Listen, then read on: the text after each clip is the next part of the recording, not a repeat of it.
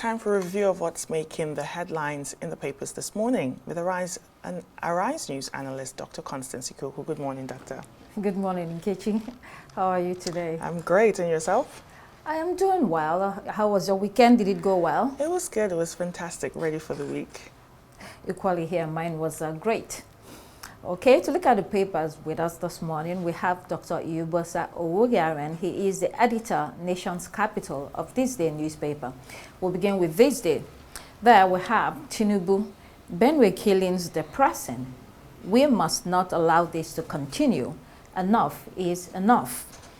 If these killings are depressing to the president, I wonder how he thinks those that live in that state feel like in the face of relentless onslaught. Let's see Abuja Enquirer, where the same story is reported. There it says 200 people were killed as protests rock Benue State.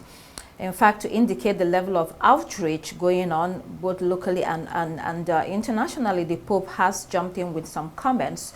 Shall we pull up Guardian newspaper?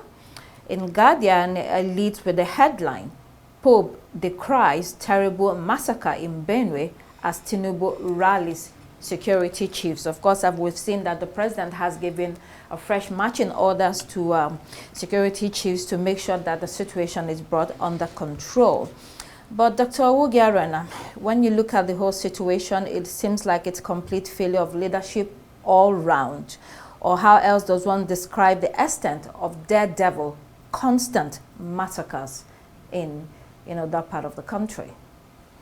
Absolutely, I agree with you that the whole thing is, has to do with the failure of leadership, both at the state and the federal level. Of course, the president reacted yesterday, and I also watched a video that was posted by one of his senior special assistants on media, where he talked to the governor and asked him to also take the necessary steps within the state, to find a lasting solution to what is happening in Benue State. But I must say that it is extremely frightening and disturbing. This is not the time to continue to engage in the blame game. The governor, the federal government, the security agencies have a responsibility to protect life and property. And that is the primary responsibility of government, whether at the local government, at the state level, at the federal level. A few days ago, I listened to the governor of that state, blaming the politicians in Abuja for being responsible for what is happening in Benue State. And the president's speech, the president's statement yesterday also indicated the fact that what is happening is between two factions, whether herders, or whether farmers, or whether it is a communal clash. But from what we have received so far from different security agencies, I think the local politics also is also a factor in what is going on in Benue State. But like I said, it is not about who is responsible. It's about the government at the state and federal level taking, deliberate steps, to stop the senseless killings in Benue State. I saw the different reports. Some say 200, some say 59. But if you listen to the governor yesterday, he said from the report that he received from the DSS, the military, the police, they all corroborate the fact that 59 people were killed, not 200, as reported by some newspapers. But like I said, it's not about how many people were killed. Even if it's one person that is killed, yes, the security, the government has a responsibility to stop killings in Benue State. We also witnessed similar things in Plateau recently, but thank God we are beginning to see a solution in Plateau State. But for Benue, it's been happening for a very long time, and no responsible or responsive government, whether at the government, at the state level or federal level, will sit back and watch innocent people being killed for just no reasons, for political reasons or for whatever reasons. I'm not bothered, but the government must take deliberate steps to stop the senseless killings in Benue State. I think that is the view of so many people who have been reacting to the reports since in the last 48 hours. Definitely, and that's also my view. I agree with you, Dr. Owogaren and Dr. Ikoku. This situation is very dire. It's very serious and needs to be treated with serious hands. And even just going further than the president charging all the relevant security chiefs to going there and stop the senseless killings. Like you said, we have different reports of how many people have been killed. So we need that updated report every day for situations like this. Whoever is in charge of securing that state or securing the area where these killings are happening should be able to give press conferences regularly to update the people so that we don't even have different reports coming from different angles, because these reports are coming from eyewitnesses as well and people that have witnessed what's going on in that state. It's just really sad to see. Yeah, and Dr. Owogiaren, when you read that report, the president has laid the charge at the feet of the state governor, Mr. Hyacint, and he did ask him to make sure that he puts together a team to ensure that there is reconciliation efforts, that this is taken care of. But when you think about everything that's been happening for some years now, do you see that the governor has the capacity to make a dent in what is going on currently? Dr. Constance, you will recall that the killings in Benue State is not just started a few days ago. It's been happening for a very long time. Whether it is the current governor or the former governor, we've seen that happening for a very long time. And I think it is of course, the governor is the chief security officer of that state, and he has a responsibility, to defend his people and to ensure that they are protected. Because we're also aware that on a monthly basis, so many governors collect millions of naira every month for security purpose, and they must deploy that resources, for maintaining protecting peace lives. And security, yes, in the state. During the week, a very top security officer has also briefed some journalists in Abuja here, and he also alluded to the fact that what is happening in Benue State has different dimension. So he also alluded to the fact that the media like pushing one narrative of what is happening in Benue State, and what is happening could be a kind of people trying to retaliate what was done to them by the other parties, and that the media like pushing one narrative that when the Fulanis were attacked, so many of them were killed, their cattle were killed and taken away from them, and nobody reported that stories. And when the other people now retaliate and maybe kill more people, then the media feast on it and begin to, push that narrative. That right. As journalists, we should also dig deep into what is happening in Benue State and see how we can also, be very factual and balanced in our report, so that we don't continue to push one narrative of what is happening in Benue State. But like I said, it is not about media pushing one narrative. If there is no killing in Benue State, the media will not report what is happening. So the government must take steps to stop that killings. And I think that is what everybody is saying. All right, let's move on to New Telegraph. 2027 delegates disrupt Northeast APC Summit as leaders endorse Tinubu, ignore Shettima. The Northeast All Progressives Congress Stakeholder Summit in Gombe yesterday ended in chaos after some speakers endorsed President Bola Tinubu for a second term without mentioning Vice President Kashim Shettima. Angered by the development, a shouting match erupted in the hall with some issuing threats. In fact, National Chairman Omar Ganduje later took to the stage and endorsed Tinubu without mentioning Shettima. This reignited tensions, and he was quickly escorted out of the hall as the situation grew increasingly volatile. Well, one can understand this report because the vice president comes from the Northeast, especially Borno State. So, when this is happening in his region, his supporters, are bent on fighting for his place within the presidency or the ticket in faraway 2027. I mean, in layman language, the hustle is real, Dr. Owogiaren. I agree with you. And I watched the video yesterday on Arise TV. But I think what we've witnessed yesterday is not new. We've been hearing it, that some political forces, within the APC are not very comfortable with the vice president running with Tinubu in the next election, and that there are moves to drop to drop him as running mate. Are they done with the Muslim ticket? Well, I don't know. I'm not a member of APC, but I'm just telling you what is happening. Yes. And that there's some political forces within the APC are not very comfortable with him, and they want him dropped in the next something, and that is already creating political tension, within the APC. I'm also told that even his governor of Borno State, is also interested in becoming the running mate to Tinubu in the next dispensation.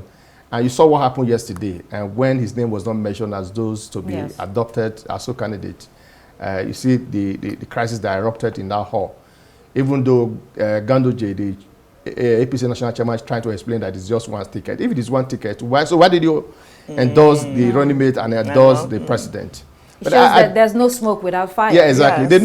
They know what they are doing, but I think it's going to create a serious political crisis within the APC. Because whether we like it or not, Vice President Shettima is not somebody you can also push away like that. He has been a governor in Borno State, and having been vice president for the past 2 years now, I'm sure he must have also made some inroad into political space in the country. So trying to push him away just like that is not going to be something that the APC is going to find very easy. Yes. It'll be very tough, and it's going to cause a serious crack within the APC. Definitely, and I think this is something that we've been talking about on the show, Dr. Ikoku, for a while, but it was something that was sort of merely a rumor or like a hidden secret, because spokespeople will come out and say, oh, there's no rift between the president and the vice president, everything is going. But it's now playing out for everyone to see as 2027 is coming closer. And I think the president will have to find a way to settle the situation, or find a way, or just show sort of wisdom when it comes to handling this type of situation. All right, it's a major crisis they will have to manage when the time comes. Onto Daily Independent, alternative energy revolution may cut Disco's market share. This is an important story that shows how gradually consumers are seeking alternative energy sources for their homes and businesses, given the failure of the national electricity grid, from time to time. This will eventually erode the financial base of distribution companies, says this report. In homes across Lagos, Port Harcourt, Kaduna, Enugu, etc., solar panels, battery inverters are quietly disrupting consumption patterns. The bottom line is that if traditional energy providers fail to evolve, they risk becoming a relic in the unfolding scenario. And you can't blame consumers, can you, Dr. Owogaren?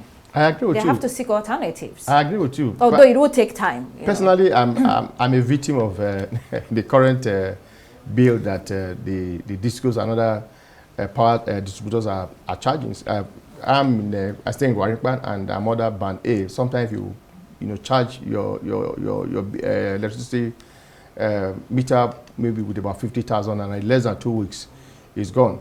And what I did recently was to also revert to what they call the inverter, and it's helped, and it has reduced the cost of the bill that I pay every month. I think if you look that across the country, a lot of people are resorting to inverter, as source of energy in order to reduce the high cost that Disco is charging. I think it's working out for them. For me, it's also working for me.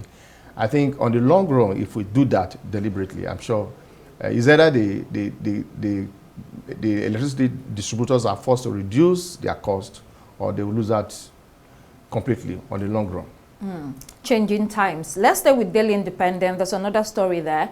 Global aircraft shortage threatens Nigeria's pact with Boeing Airbus. This report says it's impeding operations of airlines in Nigeria. This comes as the International Aviation Transport Association has warned that with the current aircraft paucity, any fresh aircraft order placed in 2025 may not be delivered until 2040. That's 15 years from now. No fewer than 3 Nigerian airlines have placed orders in the past 5 years, yet they're still struggling to receive their equipment as scheduled. It's also been difficult to it's been difficult to lease from lessors around the world. We all know what is happening. The reputation and safety of Boeing has been under fire for some time now, especially then following last week that Air India crash that killed over 240 people. That was the first accident with Boeing 787 Dreamliner. And so it also plunged Boeing shares into crisis. It's not been an easy time for the global airline industry, and so it affects everything locally as well, Dr. Wogarian. I agree with you, but I think some time ago, the Minister of Aviation, took deliberate steps to, resolve that issue with the global partners in the aviation industries. And thereafter, he came out to say that the idea of leasing aircraft to Nigeria would not be a major problem because that is being taken care of. But apart from that, I think the lack of maintenance on the part of the operators of the airline in Nigeria is also affecting them. It's not the issue. The issue is not they're not maintaining. The issue is that even when you send the aircraft for maintenance, it's so expensive, and sometimes you have to wait for a very long time to get them back. Yes, I'm coming to that. Yeah. If you go to Lagos Airport, you will see several aircraft parked, that are not being used for lack of maintenance. And you won't blame them, because if you also look at the cost of maintenance, like Riley said, the exchange rate and all that. So they find it very difficult to also send them for maintenance. So on the basis of that, you find out that so many airline operators, with one aircraft, they are operating so many routes. And at the end of the day, flight schedules are disrupted. Sometimes you have to wait for about 2 or 3 hours at the airport because one aircraft is moving to almost about five routes almost within a day. So I think it's already affecting us, and that is why you see some airlines, canceling flights, changing their route of almost on a daily basis. But I think it's something that the government can intervene. It's not too late. We can intervene and see how they can also bail out the aviation sector, because if you look at the rules, if you look at the regulation guiding the aviation industry, it's not just a local regulation, it's a global regulations. Yeah. And that's why the government must take deliberate steps to also find a way to assist the aviation industry, so that that credibility will be there. All right, let's look at the Punch newspaper. Brent bounce. Nigerian crude hits $77 as Israel-Iran tensions boil. The Nigerian crude grades include Bonny Light, Brass River, and Kwaibo. All these have experienced a sharp jump, exceeding the federal government budget benchmark of $75 per barrel. Given the geopolitical tensions between Israel and Iran, there are fears of disruption of global supply lines. Few days earlier, our oil price was at $65 per barrel, before now averaging $78.62, $77.09, and $77.14 for Nigeria's major crude products. Temporary bounce, isn't it, Dr. Wogarian? I mean, it depends on how long this conflict goes on. We don't know. Nobody knows what's going to happen with Iran and Israel. Yeah, it's predictable. If you also, like you said, if you watch what is happening between Iran and Israel in the last 48 hours, you are aware that their biggest villains, don't go deep into it, because we're going to talk about it soon. But okay. Just on Nigeria. So it's like because oil business is a global affair, yes. So it's definitely going to affect Nigerians. There's no doubt about that. Yeah, definitely. Let's look at Leadership newspaper. There, one quick headline at the top. Still on Benue killings. Tinubu orders security chiefs to restore peace as IGP visits today.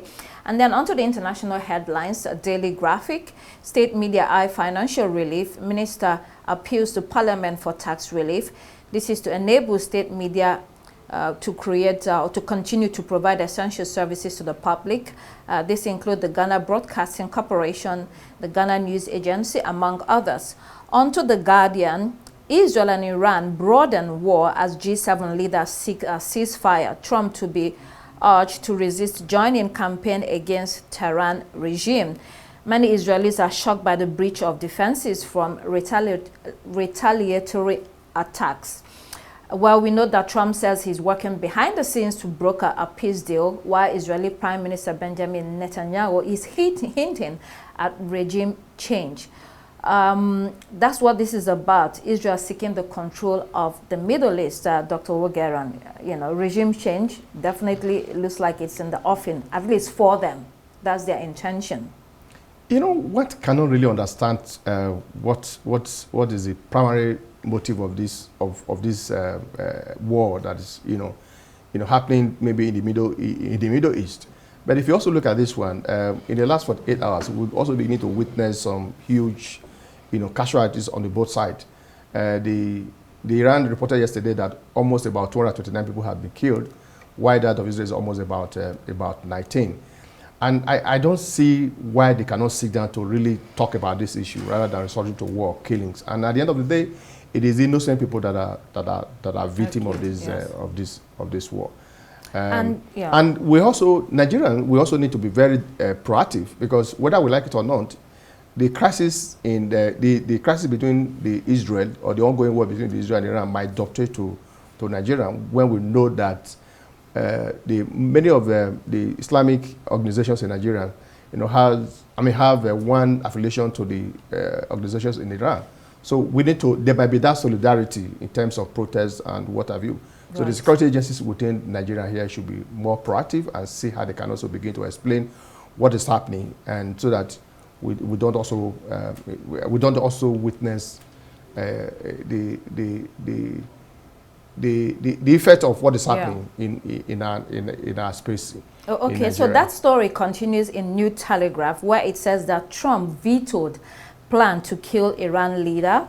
White House refuses to approve attack on Khamenei as it seeks to avoid wider conflict. Nkechi, you can come in here.